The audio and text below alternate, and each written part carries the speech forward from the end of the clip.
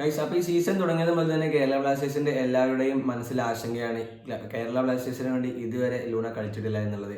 അപ്പോൾ ബ്ലാസ്റ്റേഴ്സിന്റെ ക്യാപ്റ്റനും ബ്ലാസ്റ്റേഴ്സിന്റെ ആരാധകരുടെ എല്ലാവരുടെയും കണ്ണിലുണ്ടുമായ ലൂണയ്ക്ക് പനിയാണ്, ബുദ്ധിമുട്ടുകളാണ് എന്നാണ് നമുക്ക് ആദ്യത്തെ മത്സരത്തിന് ശേഷം അറിയാൻ കഴിഞ്ഞത്. പിന്നീട് നമ്മൾ ട്രെയിനിങ് സെഷനിൽ വെച്ചിട്ടും അതുപോലെ തന്നെ ഇന്നലെ നമ്മളോട് കോച്ച് പറഞ്ഞ കാര്യങ്ങൾ വെച്ച് നോക്കിയപ്പോൾ ലൂണയ്ക്ക് ഇപ്പോൾ കുഴപ്പമില്ല, ലൂണ സുഖത്തിലാണ്, കളിക്കാൻ കഴിയും എന്നുള്ള കാര്യങ്ങളൊക്കെയായിരുന്നു അറിഞ്ഞിരുന്നത്. എന്നാൽ ഇപ്പോൾ നിലവിൽ പുതിയ അപ്ഡേഷൻ ആയിട്ട് വന്നിട്ടുള്ളത് ലൂണയുടെ പനി ചെക്കപ്പ് ചെയ്തപ്പോൾ ലൂണയ്ക്ക് ഡെങ്കി സ്ഥിരീകരിച്ചിരിക്കുകയാണ് എന്നാണ് അറിയാൻ കഴിഞ്ഞത്.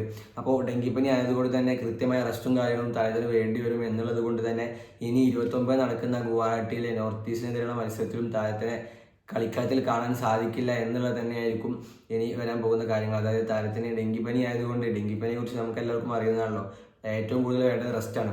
അപ്പോൾ താരം പരിപൂർണ്ണ ഫിറ്റ്നസ്സിലേക്ക് എത്താത്തൊരു നിലയാവും എന്നുള്ളത് കൊണ്ട് തന്നെ അടുത്ത മത്സരവും താരം കളിക്കില്ല എന്നുള്ള വാർത്തകളാണ് ഇപ്പോൾ അറിയാൻ കഴിയുന്നത്.